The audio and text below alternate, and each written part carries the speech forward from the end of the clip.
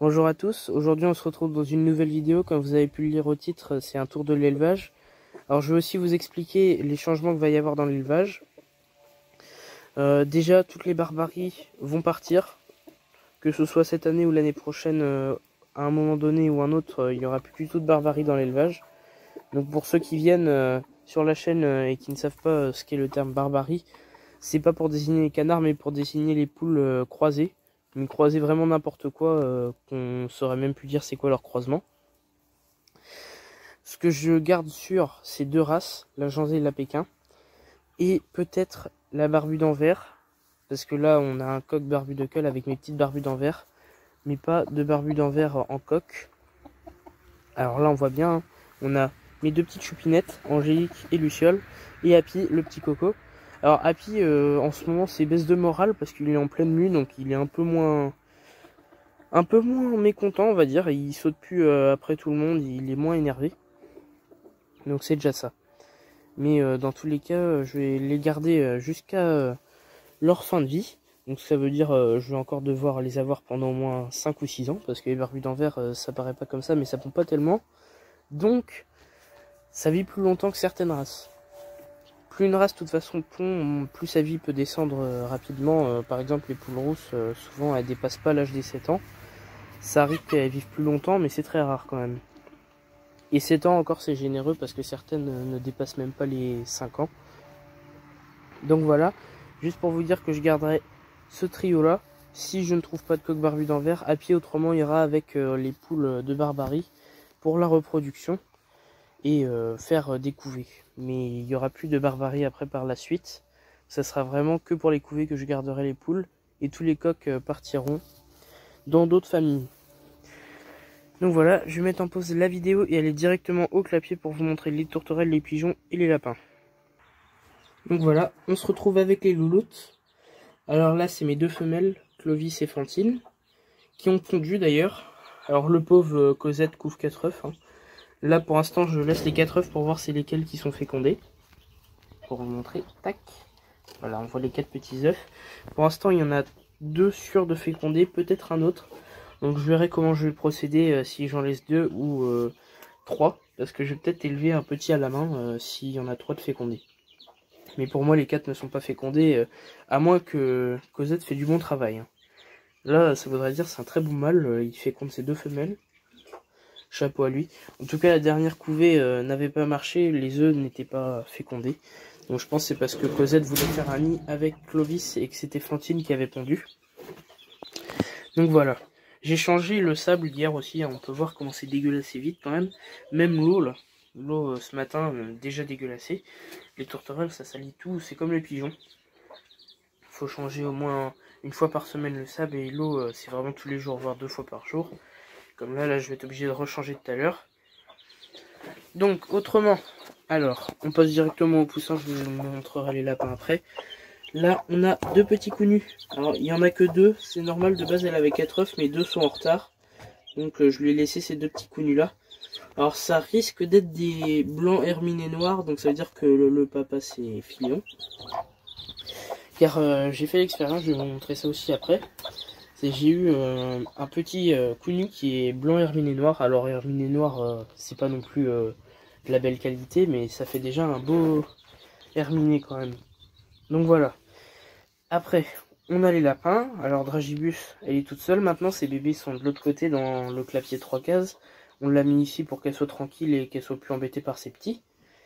Alors, comme d'habitude, granulé, au foin, pissenlit ce matin avec de la salade. Elle était toute contente. Et en dessous, on a le gros pépère. Alors lui, tout l'après-midi, il se met là. Ce feignant là. Hein? Hein, mon petit Fluffy? Il va peut-être vouloir sortir. Parce que Fluffy, je le sors, il est habitué à sortir. Donc voilà, on va le laisser sortir. Il va être content. C'est un beau mâle, mais il reproduit plus. Alors, attendez, je bloque sa cage pour qu'il puisse quand même re-rentrer. Parce que le soir, il re-rentre pour qu'on le couche. Comme les poules. Il est même peut-être plus ordonné que certaines poules. Alors, autrement, les bébés lapins. Alors je sais pas si on les voit là, ils sont affalés comme des feignants. C'est des petites feignantes, hein, les louloutes. Les bébés. Ouais, coucou. Ah oui, ils sont tout mignons, hein. Donc voilà, on va peut-être garder une femelle, on verra bien par la suite. Alors c'est la petite femelle là-bas, je sais pas si vous la voyez, elle a une oreille qui a été cassée quand elle était toute bébé. Elle était même pas sortie du nid, elle avait déjà ça. Et on va peut-être la garder parce que c'est sûr que c'est une femelle. Et là-dedans, dans cette portée, pas de bol, les 3/4 sont des mâles. Alors pour l'instant, hein, il y a les deux louloutes, je vais vous les montrer après. Les petits janzés, super mignons aussi. Donc voilà, les petits lapins. Alors eux pareil, ils ont eu la même chose que leur maman, ils ont eu un trognon de salade en plus, parce qu'ils sont nombreux quand même. Et ils vont pas tarder à partir, donc dans 3-4 semaines, ils seront plus dans l'élevage. Je les mettrai dans des nouvelles familles. Donc après, on a le gros pépère, pareil que Fluffy lui. Le gros pépère d'Ifig, alors lui par contre c'est pas pareil, je peux pas le câliner, il n'aime pas ça. J'ai beau essayer, je n'arriverai jamais à le câliner. J'arrive à câliner la lapine de l'autre côté, j'arrive à câliner Fluffy. Donc Dragibus et Fluffy, il n'y a aucun problème, mais Ifig lui, je peux essayer devant vous, mais il va pas vouloir. Ah, non. Non, faux espoir. Il ne me laissera jamais le câliner. Après, il est tout jeune, hein, il va avoir 1 an. Bah, dans la semaine prochaine d'ailleurs. Ce sera dans la semaine prochaine qu'il aura 1 an, bientôt. Parce qu'on l'a eu fin... Alors attendez, si je vous dis pas de bêtises. Toute fin août, presque début septembre. On l'a eu, c'était un tout petit bébé. Tout mignon. Et vraiment, il a bien grandi depuis. J'avais peur parce que je trouvais qu'il avait pas une bouille de mâle à un moment donné, là. Mais si, il commence à avoir son joli pelage au niveau de la tête, là. Ça commence à devenir super joli. Donc c'est vraiment vers ses 1 an qu'il commence à avoir ça. Voilà, il a une grosse bouille, hein. Avant, c'était pas comme ça. Donc on continue tout de suite avec les cochons d'Inde. Donc ça, pour les passionnés de cochons d'Inde, est-ce qu'elles vont venir les petites louloutes? Alors voilà, déjà il y a les bébés qui sortent. Bueno, Machouille, la petite Machouille qui vient, elle passe. Il n'y a pas de pissenlit d'eau qui viennent pas. Hein, les petits bébés. Donc ils vont tous bien. On va garder la petite noire et blanche. Alors je me souviens plus de la variation génétique que c'est. Mais c'est pas courant. Alors si je retrouve, je vous dirai ça. Oula, il y a un moineau qui m'est passé dessus là. Il s'est posé sur mon épaule. Décidément, il y a tous les animaux qui viennent ici. Hein. Donc voilà, la petite Machouille qui vient de dire bonjour à la caméra.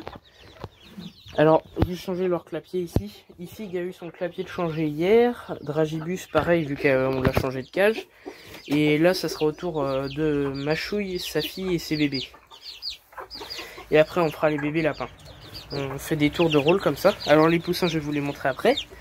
Ici, on a Fripouille et sa copine, parce qu'on les a mis à reproduire, pour éviter que ces os de bassin se soudent.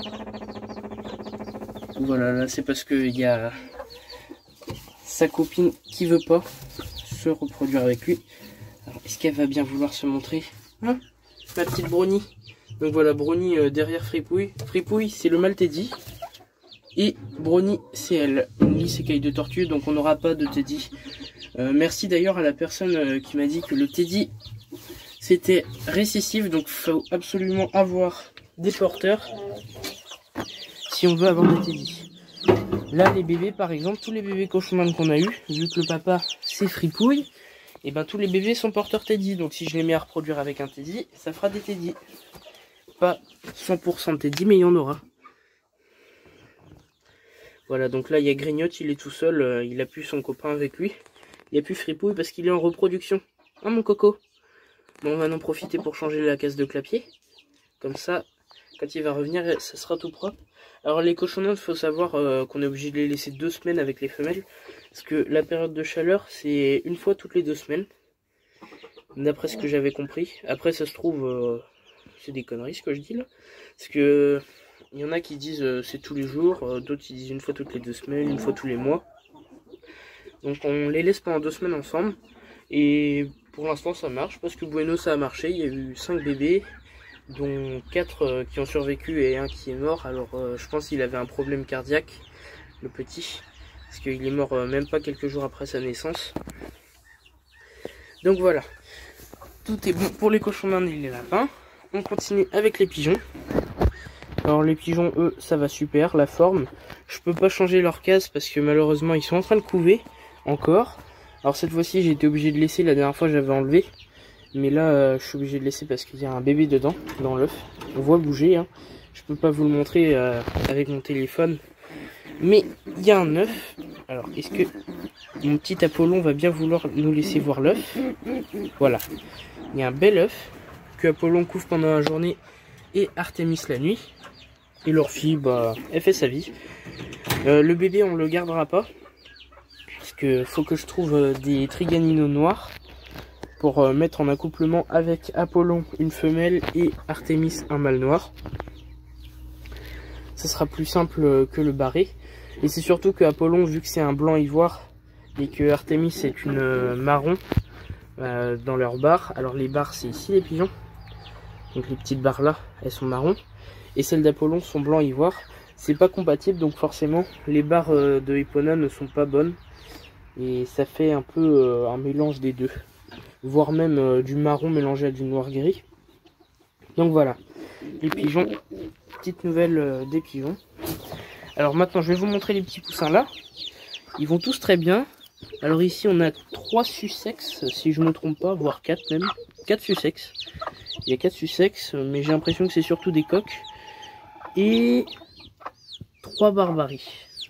Donc voilà. Les barbus d'Anvers, toujours ensemble, hein, c'est rigolo, ils sont toujours ensemble, les barbus d'Anvers, les Sussex ensemble, les Barbaries ensemble. Tout le monde se classe par race. Presque du racisme, hein, mais au moins ils se plaisent. Alors, je voulais vous montrer ça tout à l'heure. Les petits barbus d'Anvers. Alors là, c'est très prometteur. Je sais pas si vous le voyez. Tac. Celui-là, là. Lui, il est très prometteur parce qu'il n'a pas de plume aux pattes. Il a une crête de barbu d'Anvers. Donc je sais toujours pas comment on appelle ça. Faudra que je me renseigne. Ou si quelqu'un sait dans les commentaires, vous pouvez mettre. Alors pour l'instant, ça a l'air d'aller. On verra ça donne quoi le mélange. Mais pour l'instant, ça ressemble à du caille noir. Alors on dit caille normalement quand ils sont noirs directement, mais je dis caille noir. Pour préciser, ça va être comme Angélique, ma petite poule qui est caille noir. Ici, on a un petit Everberg croisé Huckel. Non, pas Everberg. Anvers croisé Huckel. Donc il est là-bas, là. Il part dans le jardin. Qui est caille bleu. Mais le problème, c'est qu'il a des plumes aux pattes. Donc lui, il a eu le gène des plumes aux pattes. Et sa crête est normale. Et pour moi, c'est un coq. Et juste à côté, on a sa sœur, qui est aussi une caille bleue. Enfin, pour l'instant, on voit pas trop pour lui. Mais il a des plumes aux pattes et c'est le moins prometteur des trois. Parce qu'on voit bien que il va être trop grand pour moi. Il va être beaucoup trop grand. À moins que c'est un coq. Mais ouais, la queue est pour l'instant trop courte.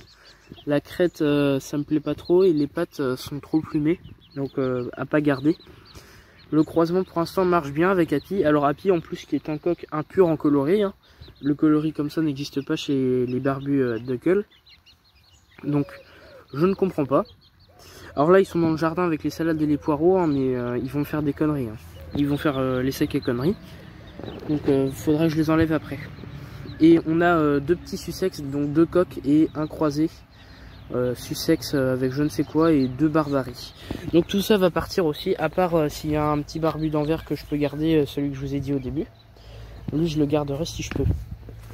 Alors, est-ce que je vais pouvoir vous montrer les petits pupious, les petits janviers, ils sont passés où? Souvent ils sont sous les hortensias. Donc est-ce que ils vont venir? Non, ils ont pas l'air d'être là. Ah, il y a Fluffy en même temps. Ils vont pas venir s'il y a Fluffy. Ah, donc voilà, déjà là on en a 3. On a le petit coq que je vais garder, ici. Ça, c'est sa frangine, et là aussi. Donc deux petites poulettes qui sont super gentilles. Alors, est-ce qu'ils vont venir, si je les appelle? Ouais, voilà. C'est bien les loulous. Donc ils viennent à l'appel. Hein. Ah, la troisième. Il n'en manque plus qu'une. Alors je sais pas où ils sont, hein. Ils se vadrouillent un peu partout autour des clapiers. Et le soir, ils se ramassent dans la volière avec les pékins. Donc voilà, ils sont super beaux pour l'instant. Alors juste un petit problème, c'est les yeux clairs. Je verrai ça plus tard avec l'éleveur. Mais ouais, les yeux clairs, c'est à éviter. Alors, on va aller voir les cancans, le petit canard et bien sûr les pékins. Les pékins, j'ai vendu la plus belle que j'avais. Malheureusement, j'ai pas pu vous la montrer. J'ai été obligé de la vendre. Voilà, les petits janzés me suivent partout. Mais ils viennent pas là parce qu'ils ont peur de je ne sais quelle poule. Ils ont peur d'une des poules, c'est pas possible pour pas venir. Alors dans la volière, on a Pelote qui couche, je vous la montrerai après. Ah oui, donc les petites oies. Les petites oies, j'ai un sacré problème devant moi là. C'est que, on voit bien, hein, elle a les ailes d'ange. Ici, celle-là. Elle a les ailes d'ange, c'est pas bon du tout ça. Alors elle n'a pas du tout les ailes d'ange, elle a aucun problème, tout a bien poussé. Et c'est ça qui m'intrigue, c'est que j'ai deux qui ont les ailes d'ange. La deuxième cancan arrive, elle est là. Donc voilà, c'est les deux là qui ont le syndrome des ailes d'ange. Et deux qui n'ont pas du tout ça. Donc, comment l'expliquer, j'en sais rien du tout. Je ne sais absolument pas. Mais j'ai deux oies qui ont le syndrome des ailes d'ange. Elles ont la même alimentation, toutes. Le canard a la même alimentation que les oies, il n'a pas de problème. D'ailleurs, il va arriver. Je le vois de là-bas. On a une petite quenouille ici. Et mes oies ont ce problème-là. Alors, je tiens à préciser quand même pour ceux qui vont dire, mes oies ne mangent pas de pain. Hein. Je sais que c'est pas du tout bon pour les oies, les canards, les poules. C'est pas forcément bon. Surtout à forte dose, c'est les anatidés, c'est le gros bordel. Pour ceux qui connaissent pas anatidés, c'est toute la famille des canards, des oies, les plongeons, et j'en passe. Alors voilà, ici on a les oies, le canard, on arrive. Alors ils ont tout le terrain, les petits pékins, et 2-3 croisés pékins. Alors voilà, ici on a Rico on dit Coco là. Ici on a la petite poule chocolat, la deuxième là-bas. Donc là on a les deux poules, leurs poussins. Alors il y a des bleus, des gris et un mélange de gris foncé et de noir, je sais pas du tout ce que c'est. Il y en a un, c'est un rock silver carrément, je sais pas du tout comment ça c'est possible. Mais oula, deux poules choco qui se fritent. Alors les chocolats, ça a un sacré caractère. Hein. Ah bah d'accord, Rico qui punit les chocos. Donc voilà, ici là-dedans j'ai des poules avec des super beaux coloris, d'autres avec des coloris intermédiaires, j'ai l'impression. Mais dans tous les cas, c'est un sacré fouillis. Alors si je peux à la foire au picot, et s'il y en a qui ont envie de venir d'ailleurs, voilà, je mélange mes mots.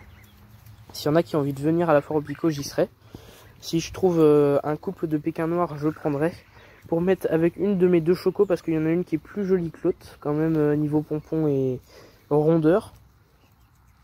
Alors j'entends dans les fougères là, il y a des grincements, donc ça veut dire les pintades sont là-dedans. Parce que oui, j'ai des pintades. Pour ceux qui me suivent pas sur Instagram, j'ai pris des pintades il y a pas longtemps. Donc il y a 3 semaines si je me souviens bien. Je les ai pris juste après la dernière vidéo.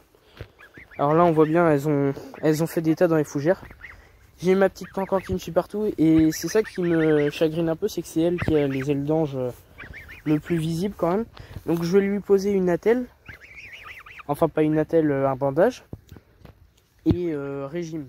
Donc régime plus de céréales, mangeront que de l'herbe. Alors quand même un petit pot de céréales par semaine, hein, faut pas non plus abuser, c'est des gluten. Ah, il y a la combattante qui est passée de l'autre côté de la clôture. Oh. Sacrée connerie les combattants. Hein. Donc voilà, les petits poussins, ils ont toute la là aussi. Alors les pintades, j'aimerais bien vous les montrer parce que ceux qui sont pas sur le compte Instagram ne peuvent pas du coup. Alors, qu'est-ce qu'elles sont par là? Parce que j'ai pris une petite counue aussi avec les pintades. Donc ça fait 4 nouveaux arrivants. Il y a une femelle dans les pintades et les deux autres c'est des mâles. Malheureusement. Mais déjà c'est mieux que la dernière fois parce que la dernière fois que j'avais pris des pintades j'avais que des mâles. Cette fois-ci ça me fait quand même une femelle. Alors comment on reconnaît, c'est au chant. La femelle n'a pas un chant rauque, le mâle a un chant très rauque et très poussé qui dure pendant plusieurs minutes. Alors que la femelle elle pousse des petits cris par moment. Mais oui, je sais pas où elles sont passées les pintades, elles sont dans les herbes. La grande question du jour, où sont les pintades? Alors on va partir avec les oies, voir si elles sont pas toutes en bas carrément parce que c'est des pintades. Hein. Alors en plus ça serait bien, ah bah, devinez où elles sont de l'autre côté de la clôture avec le sussex. Ah bah super ça, j'ai mis un grillage pour rien. En même temps c'est grillage un peu à 2 balles. Hein. Regardez ça, il y a juste un enjambé et c'est bon. Mais c'est parce qu'elles sont désailletées, malheureusement ouais. Elles ont eu les ailes éjointées quand elles étaient petites. Il faudrait que je vous montre ça un jour si j'arrive à en attraper une. Donc voilà les cocottes. Là, alors ça c'est un mâle. La femelle c'est la plus grande des trois. C'est la dernière ici. Celle-là c'est la femelle. Par contre j'aimerais bien qu'elle n'aille pas dans le champ. Parce que c'est des cocottes. Hein. On connaît ce que c'est les pintades, c'est assez évadeur. Hein. Ça aime bien se barrer. Bon c'est pas pire que les faisans mais quand même. Il y a des limites à pas franchir. Hein. Donc voilà. 3 pintades, une counue rousse, la combattante et un coq sussex qui sont passés de l'autre côté. Sacré bordel. Hein. Alors je sais pas du tout comment elles sont passées. Elles ont dû passer sur le côté dans les fougères. On voit le canard qui est parti là-dedans. Il suit tout le temps les oies. Il est tout le temps avec les oies. Alors comment elles sont passées? Et montrez comment vous êtes passé. Ben voilà, elles sont passées sur le côté, c'est ce que je disais. Elles passent dans les fougères. Hein. Les fougères, c'est pas une barrière. Qu'est-ce qu'elle fait? Bon, attendez, je vais couper la vidéo et je vous reprends juste après. Ah bah non, c'est bon. Finalement, c'est bon. Je croyais qu'elle allait se coincer, mais non. Alors, il y a un petit sussex que je vais aller chercher après. Voilà, le canard qui sort des fougères. Alors, c'est celui que je vais garder, justement. C'est le fils à Donald. Donald qui est décédé il y a maintenant presque 2 mois. Ça va faire un moment qu'il est plus de ce monde, le pauvre. Donc voilà, la troupe des troubadours, les petits cocos cocottes. Alors je vais couper la vidéo et aller vous montrer les canards assez vite parce que ça va bientôt couper. Donc voilà, quand je dis que c'est des vrais petits toutous, elles restent ici. Alors, est-ce qu'on va pouvoir les voir à travers le grillage? Donc ça c'est l'enclos des canards pour l'instant, ils sont pas là. Je vais vous les montrer, ils doivent être à l'intérieur. Donc voilà, Gloucette, Salvador, coq Janzé. Et les coins-coins.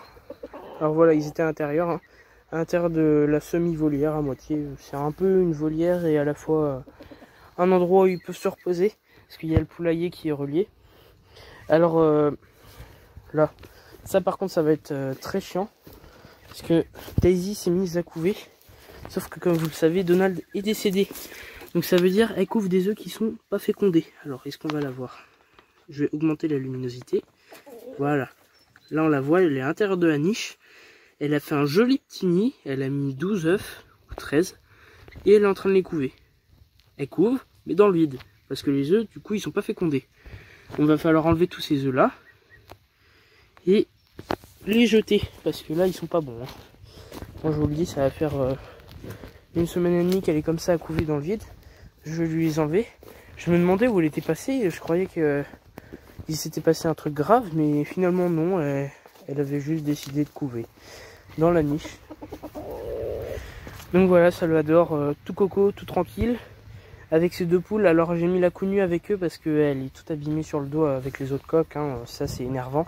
Pour les counues, ça s'enlève très vite leur plumage. Alors dans une prochaine vidéo, dites-moi si vous auriez envie que je fasse ça. Je vais faire un tour du potager. Alors là je peux déjà vous montrer, c'est pas le potager en lui-même, mais c'est un endroit où je fais des cultures. Là on a un pot de senteur, derrière une grande plante, alors je me souviens plus de son nom complet, c'est la feuille de chanvre quelque chose.